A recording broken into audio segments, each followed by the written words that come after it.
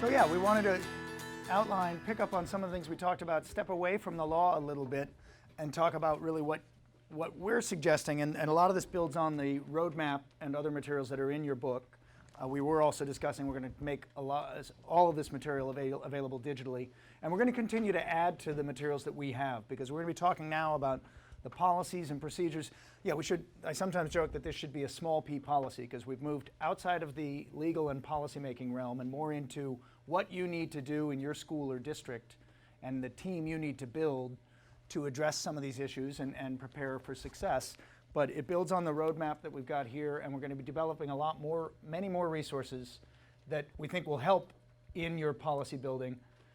You'll hear me say this again and again, because I think one big part of it is not only communicating within your school or your district, what are our policies and practices, how do we get everybody on board, but as importantly, how do you share that information with the parents in your community? Because they're the ones who really need to hear it most, and they need to hear it most from all of you, because you're the trusted messengers that they look to for communication and information on technology, safety, privacy, all of these issues and how they all roll together.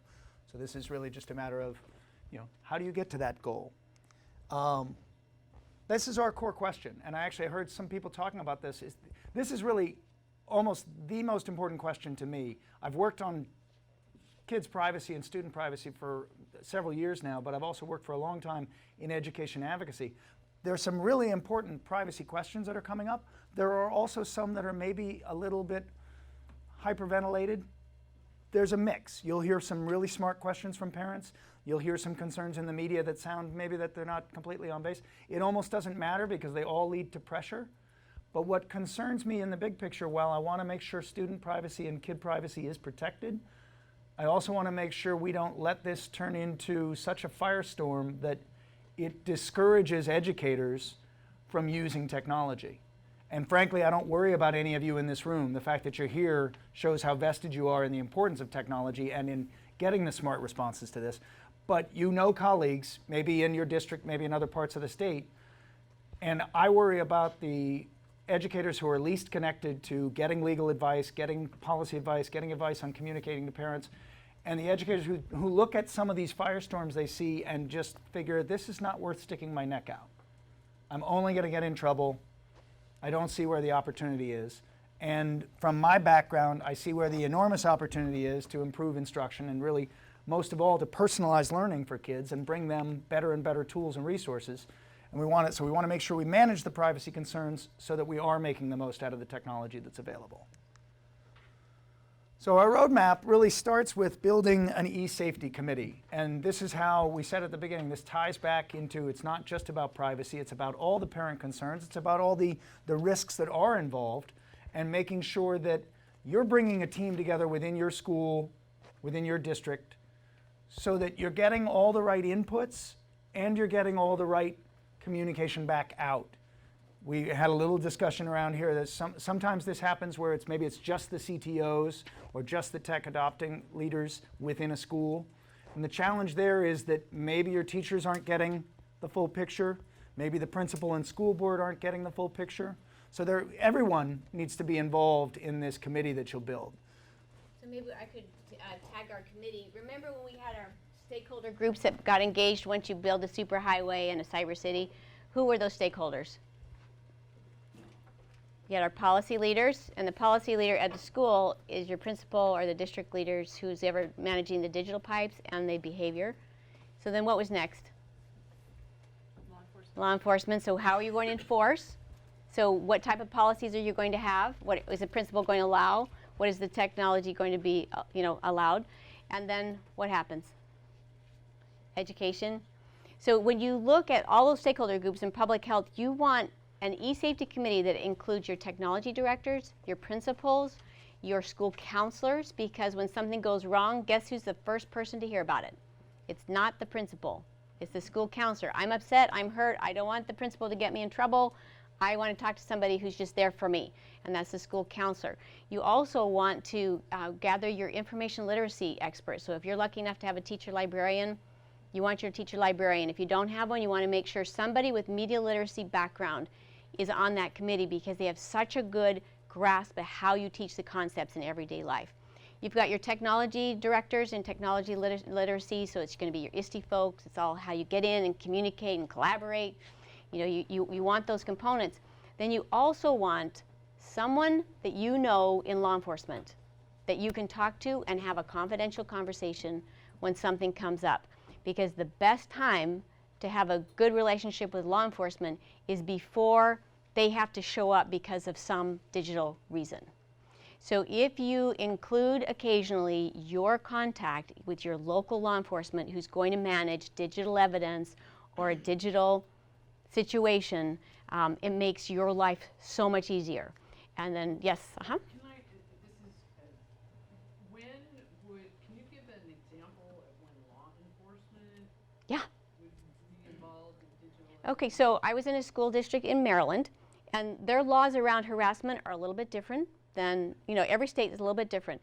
So at this school, they were having a big issue with some cyberbullying, and it was pretty nasty. And it was, and this is a good time for me to tell you that everything you know about teaching kids to be nice to each other offline is the same with 2 exceptions. So like 98% is the same, but we're going to add 2 things, and research shows this over and over. In the digital space, kids will do in front of a screen what they would never do in this room. And they will take a picture of a place they would never expose in a room full of people. They will in their own bedroom with a device. And it's because something is disinhibiting. It also means they'll say something more cruel than they ever would have before. So you've got the fact that it's disinhibiting. The other thing that makes it different is that it's permanent. It can be digitized and replicated. So before, if you get upset and angry, you might blow off some steam and say some terrible thing. But with a disinhibited moment, you might actually go a step further than that. And because the digital communication is going to continue, what used to be a bullying situation or a difficult situation right here between the 2 of us, only the people right around saw, or maybe everyone in this room, or maybe we heard about it in other rooms. But now it can happen, she can capture this interaction, and now the entire communicated global superhighways of digital cities have access. So it means that we have to deal with educators with emotional things that we didn't before. So back to law enforcement. Actually, I'm coming back there. So with law enforcement, this school had they had a friend who worked with their Internet Crimes Against Children Task Force, and they called them up and said, man, we're just having this big issue. I cannot get to the root of it. And it just keeps, you know, what happens in school shows up online. What happens online, you have to deal with on campus. So his friend said, okay, great. You know, they get a little warrant. They find out the IP addresses. And then within, you know, less than 24 hours, the principal who thought maybe 4 individuals were involved, law enforcement, you know, they can't tell you specific details about a case, but if they trust you and you trust them, they can say, you know, I know you're working with 4 students, but you might go a little bit broader than that. And they can just give you that look where you kind of think, well, maybe I should be talking to at least 12. So what happened is then the principal has the information that she needs. She's able to talk to some of the students and say, you know what, I know that it's happening with IP addresses with a whole bunch of students here. So since we, you know, what you do online can be tracked, and we know the ISPs, they know all the locations where this is happening. So do you want to tell us about it? Blah, blah, blah, blah, blah, blah, blah, blah. It all comes out, and then the whole thing's resolved so much faster, where before for weeks it was bubbling. So with law enforcement, when there's something really serious, when you need something pulled down, like a fight video or some humiliating something or some teacher, you know, whatever, if you have access to law enforcement with the law, with a warrant, they can give you information and they can provide you access to the industry that you don't have on your own. They have the phone numbers. So they know who to call at Facebook if there's some threatening image or some child's about to commit suicide. And if the law enforcement calls them, they are pretty quick to respond.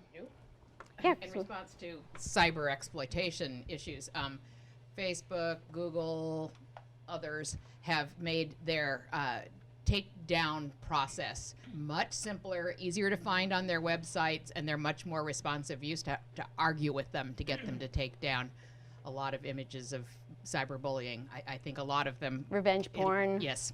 It started off... cyber exploitation, revenge porn was sort of the focus, but I think it will also be extending to bullying images.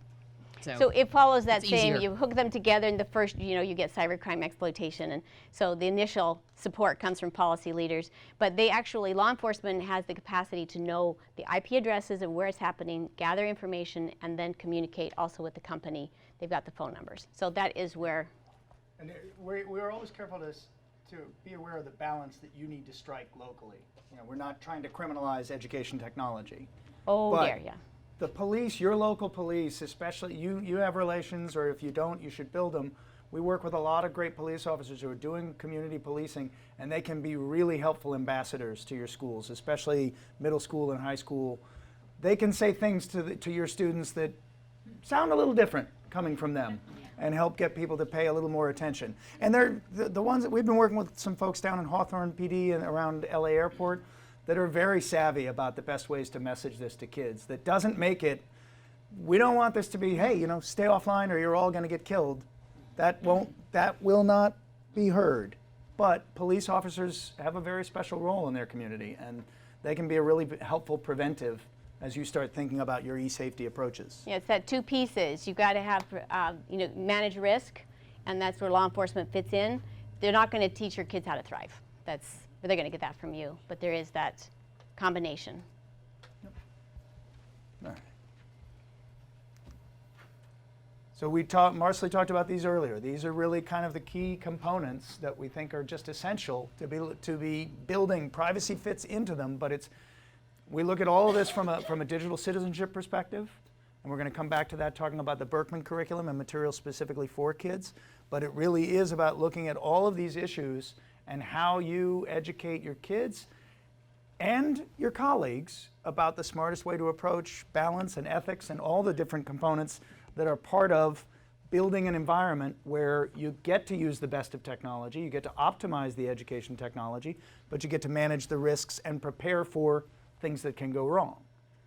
This is largely about making, sooner or later, we'll deal with the incident response piece in a moment, but no matter how much you prepare, something probably will go wrong. These are kids we're talking about. So we took the list of all the things that can go wrong, and then we worked with Harvard's public health department, so that we could address them with evergreen positive action items. Because people change behavior when they see vision and they hear the message from someone they know and trust. When I go to the pediatrician, I don't want to hear all the way my child can die and all the diseases. So when you talk to students and parents, cybercrime, identity theft, sexting, sextortion, blah, blah, blah, blah, blah. Cholera, typhoid, malaria, it just goes in that, okay, yeah, that sounds, Ebola. So when you want people to live, then you teach them how to put their kids to bed at night with a story, and how to eat dinner together, and put a seatbelt on, and a helmet.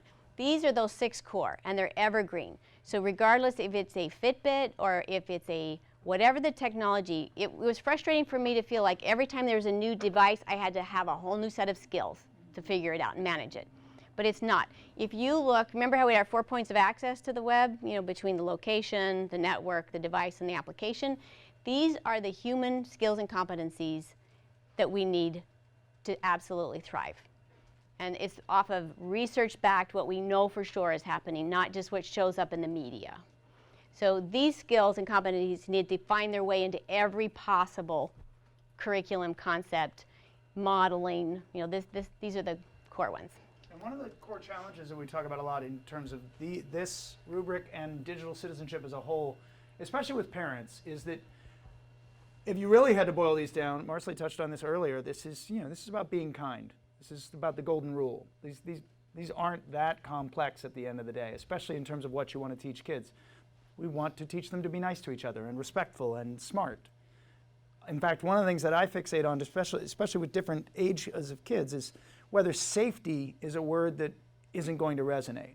I think as kids get a little bit older, safety is sometimes something that they're like, you're always warning me about that. But being smart online, I think, resonates for kids of all ages. So the challenge there is that as adults, we know what the rules are. Be kind, be nice, treat other people the way you'd like to be treated. But especially with parents, probably less so with you all, we often don't understand how the tools work. The kids understand the tools, the adults understand the rules, and that's where you're trying to meet in the middle. it's challenging for a lot of parents to say, okay, here's how I want you to behave on Facebook. Well, like, we're not on Facebook anymore. We're on Snapchat. Oh, great, I don't know how that works. And you're caught in the middle, but this is another area in which you're somewhat the ambassadors in this space, because you do know more about the tools than a lot of your parents, and you can help them bridge the gap as well. Okay, here's where it plays out. So this is a true story, and it's about privacy, and this is when you don't have an e-safety committee with somebody on your privacy in your e-safety committee. You need one person to wear the privacy hat, meaning they're not a privacy expert, but they're willing to find the answers. So this happened in a school. This very excited, enthusiastic teacher thought, I want the kids to feel the personal responsibility about using over-the-counter drugs and prescriptions responsibly. So I'm going to have them go and list down all of the medicine in the medicine cabinet. Thank you. That is the appropriate side. You already are all privacy people. So, okay. So the end of the story is, yes, it did happen, and now you add digital world, and you've got a PR, you've got the news, you've got so many privacy violations, you can't even begin to start. But she didn't mean to violate privacy. She was trying to make the experience real in the teaching environment. And when we look at the big privacy problems, it's usually something like that, or it's a mistake. And I won't call it out. In one of the states, we recently saw someone's, what do you call it here with the IEP, or somebody who's having some big struggles, and he's trying to get through high school, and somehow, just by mistake, it got included with something that then was digitized, and the entire Google search, all the search engines will now forevermore find that student's personalized plan. The rest of his life, you cannot pull that stuff down. So anyway, the stakes are high. The opportunities are huge, but the stakes are high. And usually when there's something that goes wrong like that, it's just a mistake. It's not malicious. So it's just like, oh. Anyway, this did happen. Privacy lead on your e-safety committee.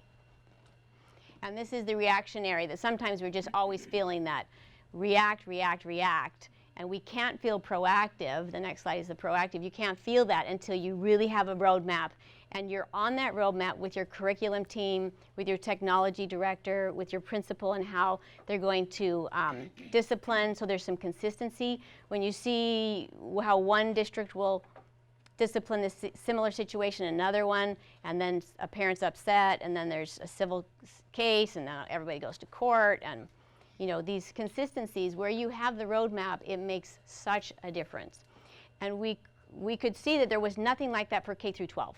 So we worked with Professor Solov from George Washington University, and I said, okay, Dan, nobody's doing K through 12. Like, there's no money in K through 12.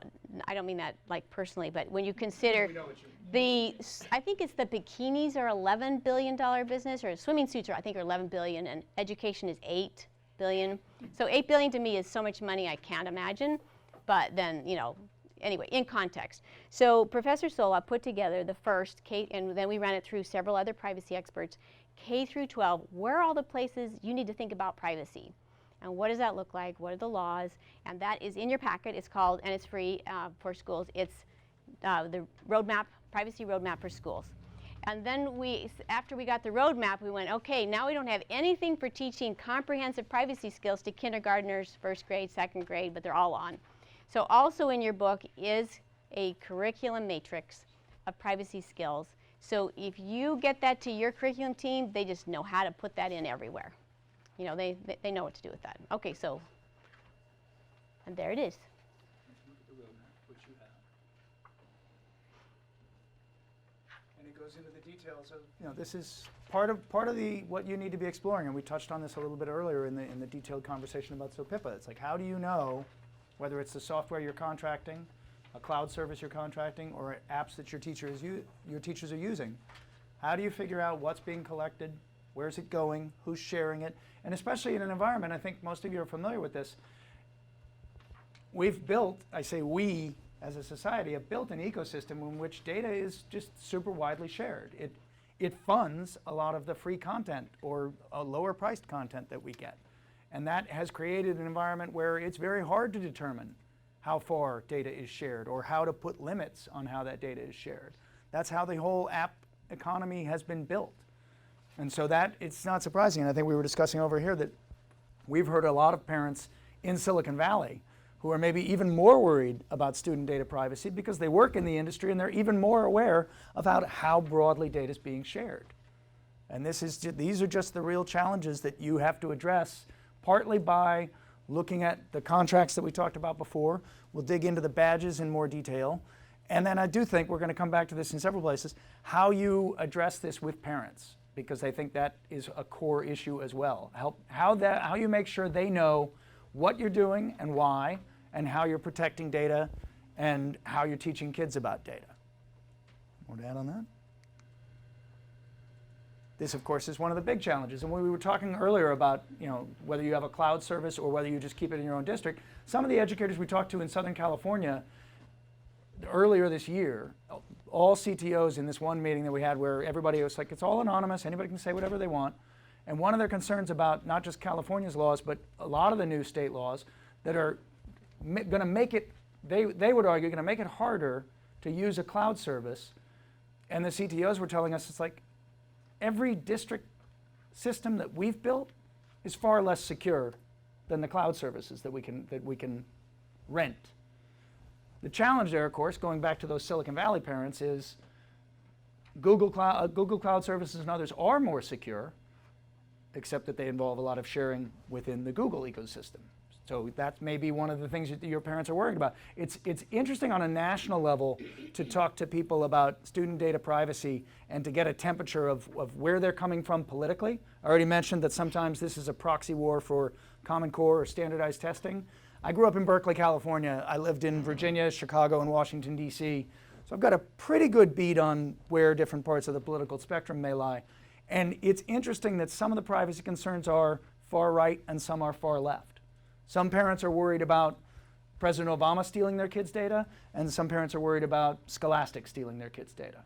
This comes from all directions, and the cloud is one of the things that, while it brings enormous opportunities to use and share data effectively, it raises some concerns that you are now kind of on the forefront of addressing. But this is the other part of the, how do you address with your companies that you contract with the apps that you're bringing in, and really just clicking, how far is that data going, and what can you do about it? And this is another part of the equation, because somebody made this point really interesting, partly at the Q conference, but also at the SIA conference that I went to earlier in June. It's like the ecosystem for data writ large is, don't ever throw it out.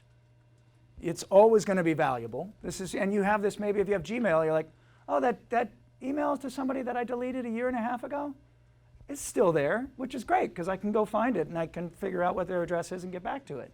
So the overall data ecosystem was built to hold on to data for as long as possible. But a lot of privacy experts will tell you, even before you get into the education space, that's dangerous because the more data you have, the more ripe you are for a hack or any other kind of attack. And in the education space especially, there's more of an interest in limiting the amount of data, or at least in throwing it out after a certain period of time. But there have been state legislative proposals to, I can't remember who was talking about this at Q, but there have been proposals to limit the amount of student data you could keep to 3 years. Where's the challenge there? Where's the high school transcript? So we've got to find a way to communicate what the most effective way is to protect, while not necessarily disposing of, data that we do need over time. I mean, one of the challenges to me, I worked in early childhood education and in education advocacy before data was really becoming a question. And one of the root challenges that doesn't really come up in the debates is that, for example, people who are worried about too much standardized testing often attach to privacy as an issue, because that's one of the reasons they're worried about the data. But early educators will tell you that the improvements that we're making in personalized learning create the opportunity to develop portfolios about students that are much more rich and much more informative than any kind of letter grade ever could have been about a first or second grader. But you can't have that personalized learning profile without personalized learning and data. So it's a matter of how we balance all of this. I've said already a few times, and I will say quite a few more, that this is really a lot about Not just what you do, but how you communicate what you do. And I think we're going to touch later. One of the requirements already under FERPA is that once a year, your school is supposed to send a notice out to parents explaining what your privacy practices are and what their rights and opportunities are. I've talked to a lot of educators, even in the last year, who are like, we don't do that. And I know it feels like a burden, but I'd switch the table on you and tell you it's a real opportunity. Especially in this day and age when you are adopting new technologies and trying new apps and services that I believe, and I think most of you believe, can really help improve learning experiences for kids. That's something you want to be bragging about. And that's the way you want to be talking to parents about it. And privacy is a big part of that conversation. But Craig in Santa Clara, who we worked with to put one of these workshops together in the first place, his point in our first discussion about building the workshop was, if personalized learning isn't the beginning of your conversation about privacy, then you're starting on the wrong foot. When you're talking with parents, you need to be telling them the why and the how of the technology you're using. And then you need to be very clear and consistent about what that means in terms of data and how you're also building protections to make sure that data doesn't go where it's not supposed to go. And for example, that it's not going to be used for commercial purposes. And tying in the California laws is an important part of this right now because those are helpful to you. I mean, SOPIPA, we didn't touch about this earlier, but SOPIPA in a very short format basically reverse engineers FERPA and applies it to companies. That's, again, non-legal, way too shorthand, but it's the smartest thing about the law in my eyes because one of the challenges with FERPA all along is that it says to schools, you can't do X, Y, or Z or you'll get in trouble. How many schools have ever gotten in trouble with FERPA? 0. Because the federal government, the Department of Education, has one sanction for FERPA, which is to cut funding to a school that violates its FERPA obligations. The Department of Education doesn't like to get in the habit of cutting funding to schools. So in 40 years, they have not done anything. They now have a privacy office, and they're trying to help educators get smarter about what their FERPA obligations are. But the law itself is not well built in that regard because the police don't want to sanction a school that's done something wrong. So PIPA is smarter, and I would argue probably more helpful for you, because it puts the spotlight on the companies and the products and the apps and says, thou shalt not do this. And then it positions the Attorney General's office or others to say, here are the companies that are behaving badly. So another sidetrack on FERPA. But the key elements of this, not only to be able to talk about your protective policies, but to really be proactive about what all of your staff need to know, what everyone within the school system needs to know, and we're going to touch on, as importantly, about what students need to know. Because as we've already discussed, in privacy and in all of these digital risk areas, they're often the most important players. You know, you can have an app that gives away too much data, you can have a breach in your system, but you also have students who might be the ones sharing the most information in the first place and putting their own reputations and positions at risk.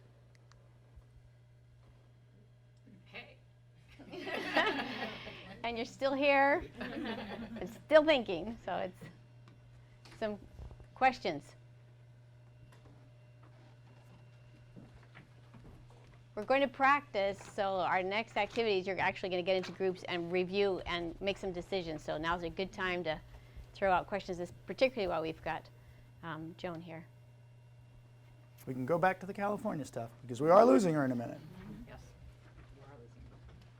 The other piece we're going to touch on during the break, and you've got this material in there, it's the stuff marked draft, is from the Berkman Center at Harvard University. And we've been working with them in kind of parallel tracks. Our main focus is tools for you, people in the school settings at all levels. Berkman's focus is K-12 students. So the materials they've got there, which again are still in a draft form, and we'll look at some of the examples, are designed to help you and counselors and others teach students about protecting their own information, while at the same time respecting that students want to share information. I mean, one of the issues we talk about in the digital reputation space is to make sure that we're not saying to kids, lock down everything they do. Because today's students you want them to have positive and valuable information about themselves online. And you want to teach them to share valuable things about their colleagues and their fellow students. Because if they apply to college and they don't have any online presence at all, that may be a knock against them. Maybe not as bad as if they have a very negative online presence, but you want them to be able to brag about the great stuff they're doing in school, in music, extracurriculars, sports. And so teaching them, helping them learn how to do that in smart ways is another really important part of the equation. Do any of you use I think it's a model framework on library standards that's about digital citizenship? That's, it was developed by an advisory committee to the Department of Ed at California. Have you seen that? It's grade level by grade level what the kids should learn, and it's everything from how to use technology to how to use it, responsibly, safely, respectfully, kindly, and all of that. And it would be interesting to see how it lines up. We've lined it up Okay, with good. California's. It's the model school library standards that were enacted a couple of years ago, and Good. we actually tagged our curriculum. if you guys don't know about that, look at it. It's well thought out. Yeah. It's really through the lens of information literacy. Yeah. So what do you need to know about these pieces of information moving around and around, and where do we fit in? And if we didn't mention it, librarians and media specialists are another key component for your e-safety team, because we work with a lot of librarians and they're constantly pointing out that their space is often one of the most attractive in a well-prepared school, because as our friend Glenn Warren down in Southern California likes to put it, he's like, every other classroom, the students walk in and they're here to do something that's assigned. When they walk into my media room, they're there to create something. They're there to kind of follow their own star and decide what they're going to do. So I've been into library spaces with him, and it is amazing to watch how excited the kids are to be there. And that's why the librarian and media specialist, as he also points out, we have far too few of them, but where we have them, they can be a really valuable asset. And to touch on Marsali's point about digital literacy, that's a key component of this as well. We tend to focus on the digital citizenship part in these discussions in terms of be nice to your neighbor and don't overshare and be smart. But digital literacy is fundamental to that and goes back to the origins of media literacy. The more we help students learn that all these great things they are accessing online were created by someone, and that they are also creating things and putting them online, that's a circle of information that helps them really get it. And we recently developed more material around creativity and copyright to help students learn. To me, the argument really begins with their own creativity. When you help them understand that they create things and they want others to appreciate what they created, it helps them reflect on the fact that they should respect other creators, whether one of their classmates or somebody in Hollywood, and helps them understand where the appropriate level of sharing is. And then you can teach them about fair use in an educational setting in a more meaningful way.